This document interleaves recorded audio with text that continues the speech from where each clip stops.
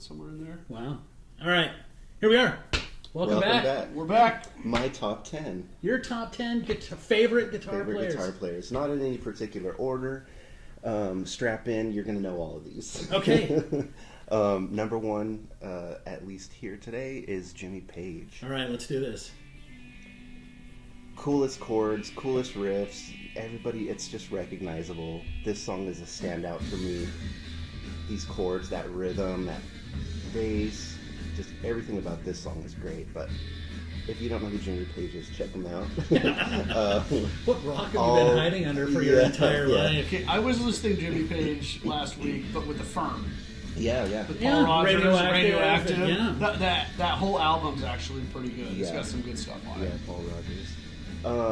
What was your introduction to Jimmy Page? It had to be Zeppelin, I'm guessing. Yeah, it's Zeppelin. I can't even remember, honestly. It just was always something that I found early, and I just always had. I don't know if it was just hearing it and then going and buying it, but Physical Graffiti, amazing album, just everything. He's very creative with composition, chords. I mean, everybody knows this. But yeah, see.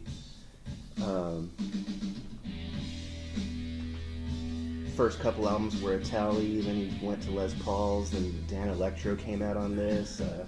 Just all around. His 612 Gibson that he would play in concerts. Yes. Yeah.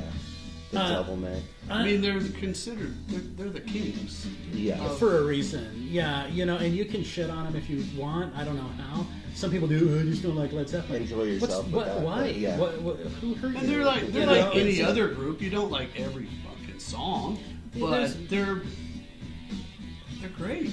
But yeah, and when you're learning to play guitar, this is great because he's playing amazing chords. Just the arrangements. He's up there. He's awesome. Yeah. Was this the Heroin album? It might have been, or maybe that's when it started. Yeah. Presence, I think, was but that's Achilles' Last Stand is off of Presence. Yeah. But Houses of the Holy is an amazing album. Yeah. Zeppelin 1, 2, 3, and 4. Yeah, I agree with you, 100%. So good. Yeah, the arrangements are just fire. Yeah, Number 2 on my list is the King Edward. Undeniable. We all know and love this guitar player. Especially his solo for more like, I think this was 95, the solo on Don't Tell Me towards the end. It's just beautiful. It's gorgeous. Good use of whammy bar, blues licks in there. It's sad, it's scary, kind of sad sounding. That chorusy. The guitar is distorted, but it almost sounds clean and sparkly at the same time. Yeah. This is when he was with Peavey, so he had the 5150 amp out at this time. The Peavey Wolfgang came out. And then this is just amazing. Jeff, you were saying you have a lot of favorites on this album. On balance? Yeah, Take Me Back, Deja Vu is good. I like the intro to Aftershock because it comes in kind of slow. Aftershock is a great. Even the intro on that. It's got Big Fat Money on it. Yeah. It's got Amsterdam's good, but I'd say definitely Aftershock and Deja Vu are my favorite songs on this album. So you're Van Halen or Van Hagar guy? I like them both, and I don't. I am one of those guys that I like the Beavers and the Ducks. I like them both. My first Van Halen album was 1984. Sure. And then I had to go back and listen to older stuff, which I think is fantastic. And and then when 5150 came out, because I already liked Sammy Hagar. Yes. I already liked Sammy. Yeah. So that was back when VOA was on and. We can talk about it. We need to do an episode on Sammy because Montrose, all of his solo stuff, Three Lock Box, Standing Hampton is phenomenally good album. VOA was a good album too. I Can't Drive 55 got overplayed, but it's a great album. It's got so many good songs on it. And then he, Swept Away is one of my favorite. Dick in the Dirt is a great song. Romantic. I mean, he's got a soft side. He does. But his song Heavy Metal. Yeah. It rocks. Yeah. So Sammy, when they got Sammy, I was excited, They went still too heavy on the keyboard, but if you listen, I was actually listening to 5150 last night, and just, you know, Summer Nights, just that it's not this fantastic, oh my god, overpowering song, but just his guitar leading, it's just awesome. Yeah. It's fantastic. He's so good. Finish what you started on Oh You Ain't One Too. Yeah. Yeah. Great. Yeah. Slower song, but you know, you don't have to go 100 miles an hour to just appreciate how good Eddie was. Yeah. Yeah, Edward was... It's my man crush showing. Yeah. Oh, I have a Edward. major man crush on Eddie Van Halen. Yeah, I didn't realize how much he customized his guitars. I was reading on up on Eddie recently, and on this when I was doing, you know, my homework for this list, and I'm like, let me read about Eddie. Definitely an innovator. It was like his top 10 customized guitars. I'm like, okay, and they're like, oh, he bought this and he did this and this and this to it. And I'm like, holy crap. Yeah, just going to a store and picking one up off the shelf was not good enough. It had to be modded, and you know. Well, he was a tone chaser. He was always, and that's one of the unique things about Eddie Van Halen is it's difficult for you to find a song where he had the same sound on. Right, it evolved. He did. But if you heard something like that, it's like finding a song that sounds the same. If you heard something new, you knew it was Eddie. Mm-hmm. Oh it might be different. It didn't take you. 2001 called Voice, and it's all covers, but he's playing the vocal melodies. Oh wow! On the guitar, and here's just a small example. A song that is amazing is Caruso. Okay. But yeah, Neil, what can't be said about? He's awesome. But his solo stuff is worth a look because it's just him. Yeah, you know, I'm more familiar with, you know, he did HSAS, he did Sherman Hammer, he did, of course, all the stuff in Journey. And that's the stuff I'm a little more familiar with. I hadn't listened to a whole lot of his solo stuff, and you were like, dude, why? Yeah. What is wrong with you? And I've listened to a lot of his stuff. It's, again, everything jaw-dropping amazing. It's like, what can't this guy not smooth, liquidy player. Just, and on this record, you can hear a lot of that. But you know, it's kind of like I get people ask me, have you seen this movie? Have you seen this TV show? No, I haven't watched that yet. It's on my to-do list. Mm-hmm. Oh, dude, you have to watch it. Well, I have a job. I like to sleep, and there's only so much time that you can dedicate. So there's been, you know, we were talking before you got here today about me catching up on Daredevil, the TV show, from 2015 is when it came out. Finally got it on your to-do list. Yeah, and I love it. It's great, but it just wasn't, you know, got other shit going on. So no, I can't think of a Neil Schon song solo that he's written that I didn't appreciate. Right. So definitely a good. Yeah, just a great player, great feel. He was on my honorable mentions. Yes. Just so you know. So we are kind of singing off of the same page here. Next on the list, I think we might all have this guy, but a similar. Okay, Randy. We got a Jeff intro. Randy Rhoads, there's a Jeff intro, nice and slow build up. What can't be said about Randy? One of the greats. The Mr. Crowley solo is undeniable, both of them. Even the rhythm part, I like just everything he does. Just composition, feel. I mean, do you feel that? Yeah, I do. I so good. This like alters your DNA. Yeah. It just, you hear this, and then you hear this, and you're like, holy fuck, what just happened to me? Yeah. And then the outro solo comes along. I think it's even better. Honestly, I think it's the better solo. It builds on the first one. It does. Yeah. And I think it's just probably one of those ones where he probably sat there at the mixer, at the mixing board, and just, and just pounded these things out. Probably wrote 15 solos, and they went, we'll take that one. Yeah. But his use of the tremolo in this is amazing. That's kind of got an Uli John Roth kind of these slow dive bomb kind of things. Loved it. Yeah, grabs that band and just. Let me. We'll jump ahead here to the outro. So there's a video from back in the day of them doing this live. I think it was meant for the TV. King Biscuit Flower Hours is the one where Ozzy's wearing the blue jumpsuit that says Ozzy on the front of it in sequence. Yes, it's amazing. Watch it. Killer. But yeah, here we go. With the white fringe. Yes. Yes. Yeah. Oh, Very classic. I mean, come on. he shouldn't be wearing a jumpsuit. No. There's a lot. Oh God, I remember in the There's a lot of Ozzy. Hit Parader magazines, and they'd show all these pictures on stage because there was no fucking YouTube. You can't unless you went to the show, unless somebody had pictures. You didn't see. You had no idea. Yeah. So Ozzy would wear these, one-piece spandex, and it would have like the tank top shoulders, Yeah. and it would be low cut here, like show half his stomach and his chest, and be not a good look, especially when you're a little bit overweight and you're sweating like a champ. Yeah. I'm smart enough to cover that shit up. He's just letting it flaunt. Is this going to be on his solo stuff, or no, was this with? This was with. Symphony X. Okay. So next on my list is Mr. Michael Romeo. I don't think he gets enough love. If he does, great. I would just start the very first. Oh, really? Right Okay, there. we're just going to start right here at the very beginning. Yeah.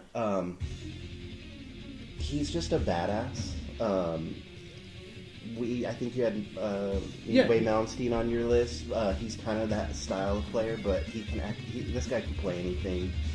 Composition. Yeah, this is actually just so you know, this is him playing a harmonica.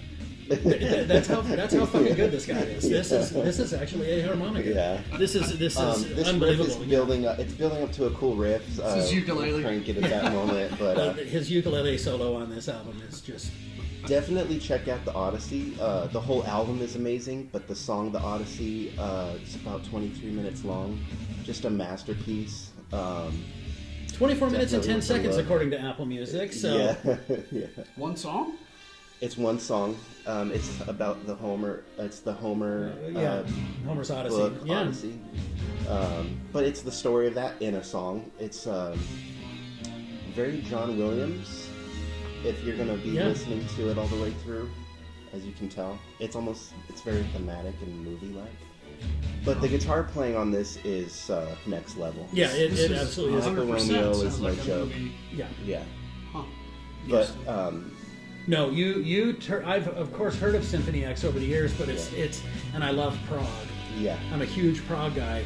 But it's honestly, like Jeff was saying, some things just don't make it onto you hear about it and you're like, okay, it's on my to-do list. yeah, Spending time with you, hanging out with you, I think you kicked me in the nuts when I was like, I haven't heard that much. You kicked me in the dick. And then when I recovered from it, I listened to it, and you're right, thank you. I mean, this is absolutely amazing stuff.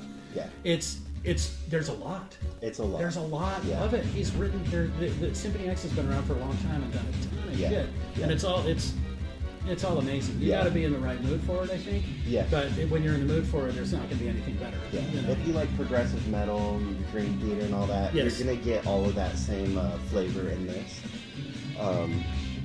Pretty amazing.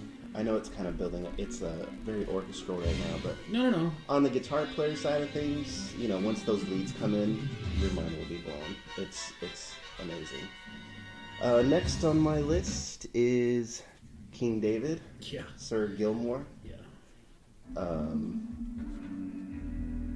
I think he's on everybody's list, of course, but the time solo, To me, I mean, I think you're leading right. and intense, and So many people, when they talk about David Gilmour, they always go with the Comfortably Numb solos. And yeah, absolutely, you're right. Yeah. But I'm with you. but when time comes is- on, it's crank it.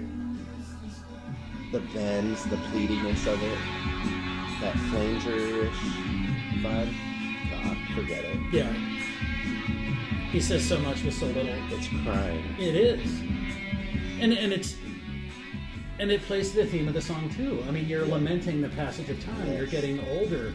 Your life is slipping What? through your fingers. Yes. Yeah. Exactly. And then, for him to have this plaintive wail of this guitar is just, that thing that we've always, that we've all felt. It's like, it's all slipping through my fingers here, It's reflective in moments like this, and then it gets sad. It's beautiful and sad at the same Yeah. time. It's Yeah. bittersweet. Yeah. It's Usually when a solo comes on, people start talking there, but this one is like, it kind of stops in your tracks.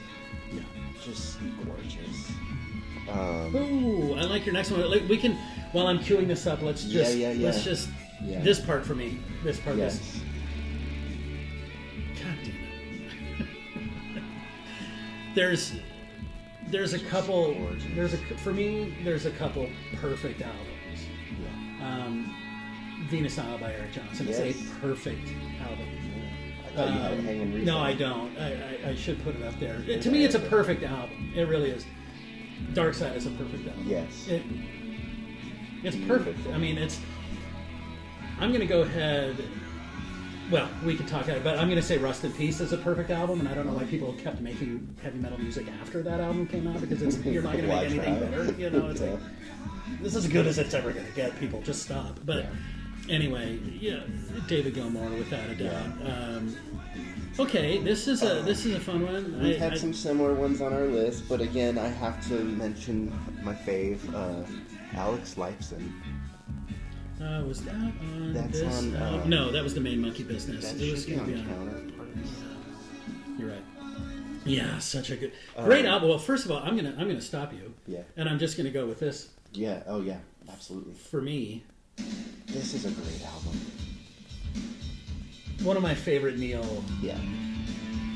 This is a great one, but I'm going to go ahead and I'm sorry I sidetracked there a little bit. So Alex is a different type of guitar player in the sense that he'll do something that you won't expect. Yep.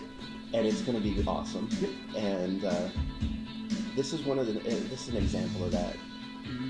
It's a drum groove, a bass groove. What's he going to do on it? What he's doing is cool. Like, Yes. It's just he'll always weave in between the masters, Neil and Geddy, but he'll come up with his own just creative thing. It's always this. It's this different. is It's beautiful. It's gorgeous. Saw them play this on the Time Machine tour. Yeah. Fuck. Yeah. It's intense. It's Damn it. beautiful. You know, it's just. Yeah. I remember looking over at my wife and she's just yawning, and I'm like, "What is wrong with you?" Yeah. They're playing, but His chord choices, the lead choices that he makes, it's a little more on the abstract side, but just undeniably cool. Just when me and my wife went and saw the Cult about 6 months ago, fifth row, you know, we're right there in this little 1,200, 1,500 seat theater. Show was great, but you know, everybody's my age, you know, 55 or so, and there's a woman sitting in front of the aisle and right in front, and the seats, there's no leg room. If somebody had to go pee, you literally had to get out of the row so they could get out. This woman, the entire show, hour and a half on her phone, you could see her social media, this and that, and every she'd look up at her husband, he'd kind of, I like this song, and whatever, she's kind of pat him like, honey, you rock out, buddy, and just keep, and that reminded me of your wife yawning at the show. There's a great one. We talked about Neil Schon earlier. There's a video. I can't remember which one it's for. I think it's like "Girl Can't Help It" or something like that.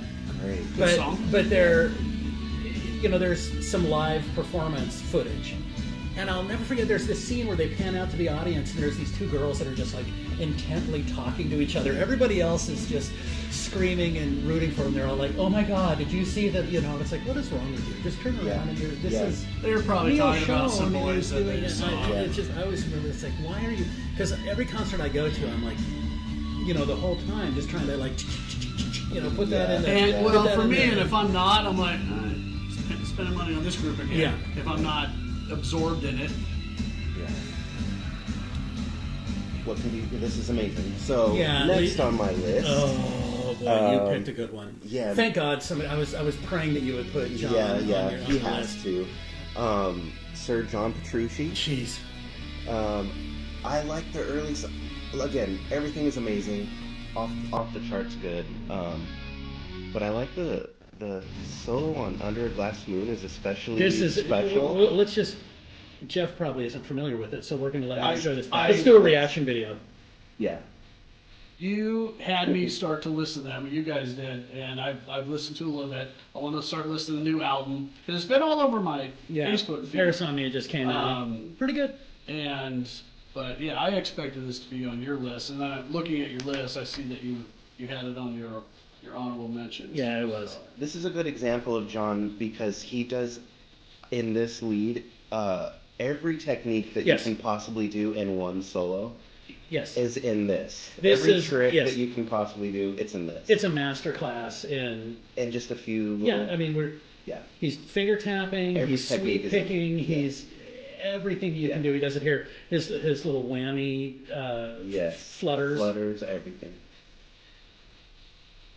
He plays kind of fast too. He plays a little bit fast and with such pristine accuracy, that gorgeous tone, and doing all that on top of these odd time signatures. Yeah. I think it's been popping up on my feed. I think they're on tour right now, if I'm not mistaken. Yeah. I'm gonna go ahead and just I'm gonna sabotage you just briefly. The new solo album that he put out is insanity. He put this out during the pandemic, so this was him in his home studio. It was Dave LaRue, I think, plays bass on this, and then Mike Portnoy is doing the drums. And they all did it in their home studios, and then ended up mixing it, remotely because this was during the pandemic. For me, he's just he continues to push. It's such next level stuff. Yeah. His I'm trying to. Here, listen to this part. Who? How? What? I don't. It's my brain melts. I've listened to this song 100 times, and every time he does that, and you see him in concert, and he does it effortlessly. Yeah. It's just effortlessly. This is fun for him. Yeah, because he listen. How? I don't. Yeah, no problem. I'm getting tired just listening. Yeah. He's going super fast. He's just all over the place, and he's but it's like incredibly accurate. I don't know that he's played a wrong note since 1982. That's everything. The thing, and with the Lost Not Forgotten session, it's a lot of live stuff. You go back and listen to that. He's flawless on that stuff but too. 82 and outtakes. He was 14. Let's give him a little bit of a break. He's just one of the coolest. Check him out if you don't know. Yeah, his Liquid Tension Experiment is amazing. The stuff that he's done with them. Yeah. I own 200 Dream Theater albums, because they put so much shit out just for guys like me. Lots of content, who's a completist. So it's like, the new album's out. Well, I got to get the Super Deluxe. I got to get the Deluxe. I got to get the Box Edition. I got to get the regular edition. I got to get it in blue vinyl, green vinyl, yellow vinyl. No, because then I'll be like, oh wait, there was a green vinyl one with marble splatter. Shit, I got to buy that one too. Damn it. Exactly. Yeah, so yes, they see me coming a mile away. Okay, and then my final for the day, I have to mention him. I know we did an episode recently on this player, but he's still just one of my favorite guitar players, Mr. John Sykes. If you don't know this, figure it out. Get your shit together, man. Yeah. Tone, feel, riffy, just cool mother badass guy. Yeah. The lead solo on this is this riff. I mean, he's awesome. No, he is, and we just dived into him pretty. We did go back to episode 6 if you need to learn more about John Sykes. Yeah, we can drool over this guy all day long. Yeah, I mean he's amazing, absolutely. Yeah, I mean 25 million album sales. They don't lie. He's just such a liquidy, watery, just fluid player. But yeah, the solo on this, coming back into the vocal, just these little bends that he does, there's just so much feeling in those. Yeah, there is. I'm sorry. It's not just I started it a little too soon, but we can spend some time talking about it. Yeah. So let's go back and take a look at your list here. We had Jimmy Page, Eddie Van Halen, heard of him, Steve Vai, Neil Schon, Randy Rhoads. That's 2 that you and I had in common for sure. Michael Romeo from Symphony X, David Gilmour. That was another one that I had as well. Yeah. So far 3 in common. Alex Lifeson, that's 4 that we had in common. Petrucci, that was on my honorable mentions. John Sykes definitely should have been on my honorable mentions. The cello thing here, but also with the volume knob stuff that he's doing. Yeah. The heavy let, you're right. He's so good. He's so fucking good. He gets me. But yeah. Jeff, not a fan? I love White Snake. Yeah. Love White Snake. Wait, the band? Or... Never mind. Stop. Yes. Okay, Let's bask in and this I guitar solo. have John Sykes on my Don't tell us. honorable mention. Okay, I okay. can say that. All right. Yeah. It's tough. It was tough. I mean, my list. I'm looking at. There's 27 people, and it was tough. Yeah.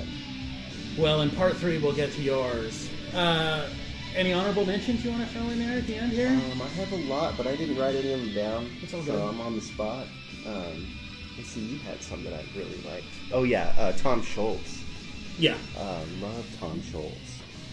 I love Clapton too. Yeah. Not necessarily as a person. I read his autobiography. Right. He's flawed. I love I mean, his I guess we're music, all flawed, yeah. aren't we? You know, so whatever. Love Don't his speak for music, yourself, but Oh, sorry, Jeff. Yeah. Malmsteen holds a special place in my heart. Rick Emmett, of course. Joe Satriani. Yeah. No, all really good. Yeah. Yeah, I don't disagree with a single person on your list. There's some there, like I said, not as familiar with Symphony X as I am with some of the other ones, but yeah. Well, I guess the dogs Worth a deep are in dive. here telling us it's time to go Yeah, ahead and thanks for call this one joining an me on my episode. top 10. roll credits. Yeah, Roll credits. Thanks everybody. Thanks, We'll guys. see you Bye, next time. guys. Oh, you're fine. It's all right. Hey, Cooper. Again, my thing quit.